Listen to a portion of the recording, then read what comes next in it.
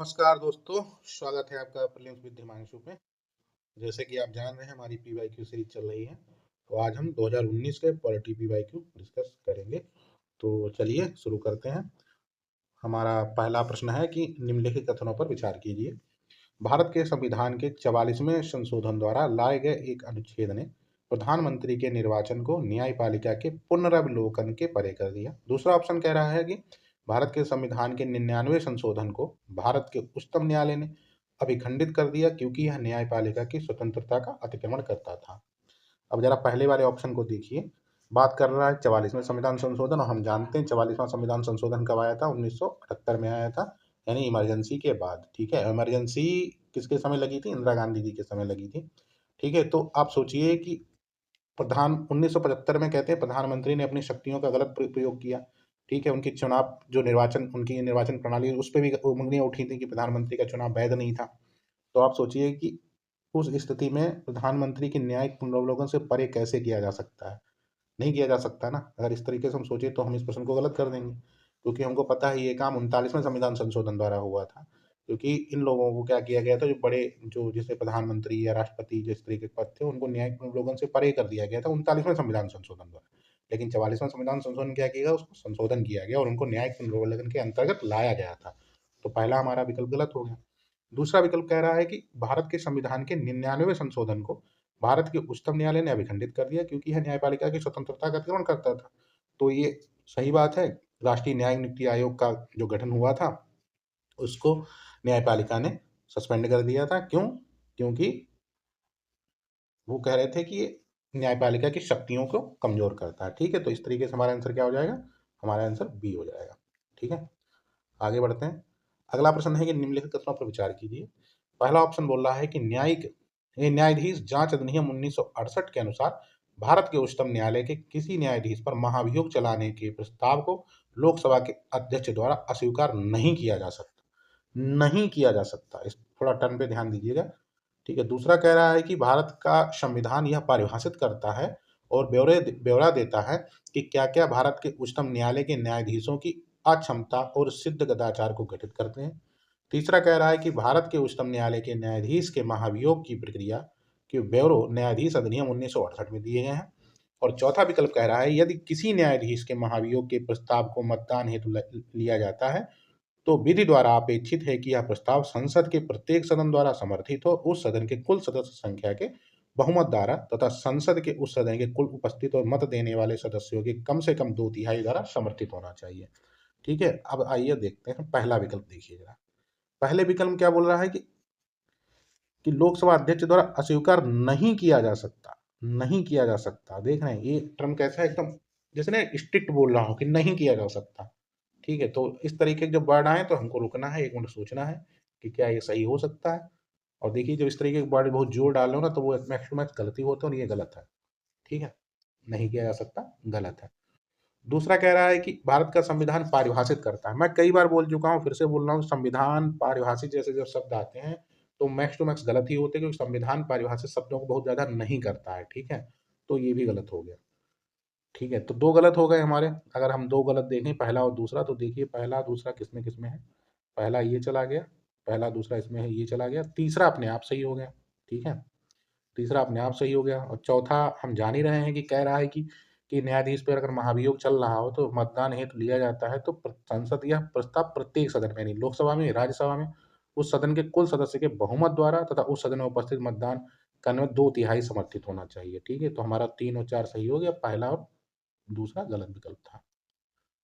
अगला है कि किस प्रधानमंत्री के कार्यकाल के दौरान उम, भारत के संविधान में 9वीं अनुसूची को पुनः स्थापित किया गया था? तो हम जानते हैं ये पहले संविधान संशोधन द्वारा हुआ था।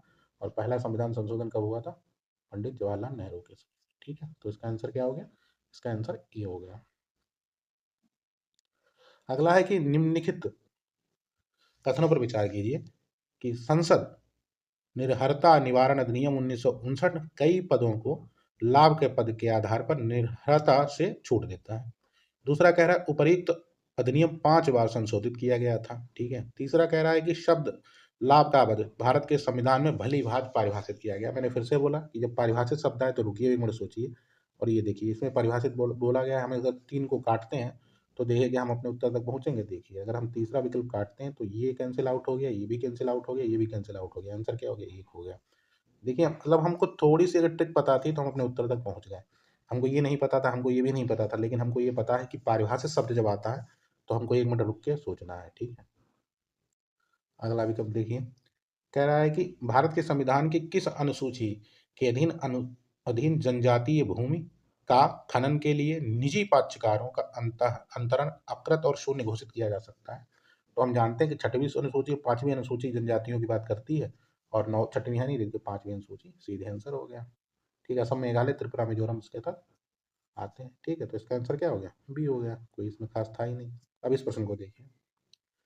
इस प्रश्न में कह रहा है कि भारत में विशिष्ट असुरक्षित जनजातीय समूहों, ठीक है, पर्टिकुलरली वनरेबल ट्राइब्स ग्रुप्स के बारे में निम्नलिखित कथनों पर विचार कीजिए। पहला कह रहा है कि पीवीटीजी देश के 18 राज्यों तथा एक संघ राज्य क्षेत्र में निवास करते हैं। दूसरा विकल्प कह रहा है स्थिर या कम होती जनसंख्या पीवीटीजी स्थिति के निर्धारण के मानदंडों में से एक है। तीसरा कह रहा है देश में अब तक 95 पीवीटीजी आधिकारिक रूप से अधिसूचित है। और चौथा कह रहा है कि पीवीटीजी की सूची में इरुलुआर और कोंड रेड्डी जनजातियों को शामिल किया गया। अब इस विकल्प में देखिए, अगर इस ऑप्शन में देखें तो ये वाला ऑप्शन देखिए जरा, 95 पीवीटीजी आधिकारिक रूप से अधिसूचित किए गए हैं। जब नंबर देता है ना कि एक नंबर दे रहा है, इतना हो गया, इतना हो गया, ठीक है, तो यूपीएससी जब देता है तो इस पे एक मिनट रुक के हमको सोचना है। तो ठीक है, ये 95 नहीं है, बिल्कुल 75 है। ठीक है, तो ये हमारा तीसरा गलत होगा। तीसरा जब हमारा गलत होगा तो देखिए आंसर हमको मिलेगा। ये चला गया, आंसर क्या हो गया? सी हो गया। ठीक है, अगला प्रश्न देखिए कि भारत के संविधान के संदर्भ में सामान्य विधियों में अंतर्विष्ट प्रतिषेध अथवा निर्बंधन अथवा उपबंध अनुच्छेद 142 के अधीन संवैधानिक शक्तियों पर प्रतिषेध अथवा निर्बंधन की तरह कार्य नहीं कर सकते। निम्नलिखित में से कौन सा एक इसका अर्थ हो सकता है? ठीक है, अब देखिए। पहला कह रहा है कि भारत के निर्वाचन आयोग द्वारा अपने कर्तव्यों का निर्वहन करते समय लिए गए निर्णयों को किसी भी न्यायालय में चुनौती नहीं दी जा सकती। अब देखिए किसी भी, ये थोड़ा एक्सट्रीम वर्ड है, और ये जाहिर सी बात है, ऐसा हो सकता है कि उनके कार्यों में कोई चुनौती ना दी जा सकती हो, कई बार हम सुनते हैं दी जाती है, तो ये हमारा गलत हो गया पहला। दूसरा देखिए, ये विकल्प देखिए। कह रहा है कि भारत का उच्चतम न्यायालय अपनी शक्तियों के प्रयोग में संसद द्वारा निर्मित विधियों से बाध्य नहीं होता है। एक मिनट इस पे रुकिएगा। तीसरा देखिए, देश में गंभीर वित्तीय संकट की स्थिति में भारत का राष्ट्रपति मंत्रिमंडल के परामर्श के बिना वित्तीय आपात घोषित कर सकता है। मतलब राष्ट्रपति मंत्रिमंडल से परामर्श नहीं करेगा, आपातकाल घोषित कर देगा, ऐसा हो सकता है? नहीं हो सकता, ये भी गलत है। चौथा देखिए, कह रहा है कुछ मामलों में राज्य विधानमंडल संघ विधानमंडल की सहमति के बिना विधि निर्मित नहीं कर सकते, कुछ मामलों में। तो ये भी हमारा गलत है। आंसर क्या हो जाएगा? बी हो जाएगा, क्योंकि उच्चतम न्यायालय अपनी शक्तियों के प्रयोग में संसद द्वारा निर्मित विधियों से बाध्य नहीं होता है। ठीक है, वो क्या होता है? संविधान उसका वो होता है ना, वो संविधान से रेगुलेट होता है, ना कि संसद की निर्मित विधियों से, क्योंकि वो विधियों को भी सस्पेंड कर देता है। ठीक है, क्योंकि वो संविधान का क्या है? संरक्षक है। तो आंसर क्या हो गया? बी हो गया। अगला प्रश्न है कि भारत के किसी राज्य की विधानसभा के संदर्भ में निम्नलिखित कथनों पर विचार कीजिए। पहला कह रहा है कि भारत वर्ष के प्रथम सत्र के प्रारंभ में राज्यपाल सदन के सदस्यों के लिए रूढ़िगत संबोधन करता है, और ये हम जानते हैं कि ये रूढ़िगत संबोधन राष्ट्रपति भी करता है तो राज्यपाल भी करता है। दूसरा है कि जब किसी विशिष्ट विषय पर राज्य विधानमंडल के पास कोई नियम नहीं होता है तो उस विषय पर लोकसभा का नियम पालन करता है। अब मान लीजिए हमको नहीं पता था, लेकिन हम ऐसा सोच तो सकते हैं, क्योंकि वो राज्य की विधायिका है, वो केंद्र में है, तो ऐसा हो सकता है, जेन्युइन सी बात है, हो भी सकता है, तो हम इसको भी सही मानते हैं। तो हमारा एक और दो दोनों सही है, और ये हम जानते भी हैं कि अनुच्छेद 208 में इसका विवरण भी दिया गया है। ठीक है, तो ये आंसर हमारा सही हो गया। तो आंसर हमारा क्या हो जाएगा? हमारा आंसर हो जाएगा सी, दोनों सही है। ठीक है, अगला है कि भारत के संविधान का कौन सा अनुच्छेद अपनी पसंद के व्यक्ति से विवाह करने के किसी व्यक्ति के अधिकार को संरक्षण देता है? तो हम जानते हैं ये सब क्या अनुच्छेद 21 के तहत आता है। ठीक है, सीधा सीधा अनुच्छेद 21, निष्ठा का अधिकार, ये सब। तो 21 हो गया। अगला प्रश्न है हमारा कि निम्नलिखित में से किस एक का यह सुझाव था कि राज्यपाल को उस राज्य के बाहर का एक प्रतिष्ठित व्यक्ति होना चाहिए और उसे एक ऐसा तटस्थ व्यक्ति होना चाहिए जिसके गहन राजनीतिक जुड़ाव ना हो या उसने हाल के पिछले वर्षों में राजनीति में भाग नहीं लिया हो। तो ये दिया हुआ है पहला प्रशासनिक सुधार आयोग, राजमन्ना समिति, सरकरिया आयोग और संविधान के कार्य चालन की समीक्षा है तो राष्ट्रीय आयोग। ठीक है, तो किसने ये सुझाव दिया था? तो देखिए ये आयोग, इन आयोगों से प्रश्न बनता ही रहता है हर बार। ठीक है, वो इसका आंसर क्या है? इसका आंसर है सरकरिया आयोग। ठीक है, इसका आंसर है, एक सेकंड, इसका आंसर है सरकरिया आयोग। ठीक है, इस तरीके के प्रश्नों में वैसे ये ट्रिक तो नहीं है, लेकिन जब ऐसा हो तो थोड़ा सोच सकते हैं कि कौन बहुत ज्यादा चर्चा में रहा है उसको ही कर देते हैं। वैसे ये ट्रिक नहीं है। अगला प्रश्न है कि भारत के संविधान के संदर्भ में निम्नलिखित कथनों पर विचार कीजिए। किसी भी केंद्रीय विधि को संवैधानिक रूप से अवैध घोषित करने की किसी भी उच्च न्यायालय की अधिकारिकता नहीं होगी। अगला कह रहा है कि भारत के संविधान के किसी भी संशोधन पर भारत के उच्चतम न्यायालय द्वारा प्रश्न नहीं उठाया जा सकता है, नहीं उठाया जा सकता। ठीक है, तो आप इसको देखिए कि उपरोक्त में से कौन सा या से कथन सही है।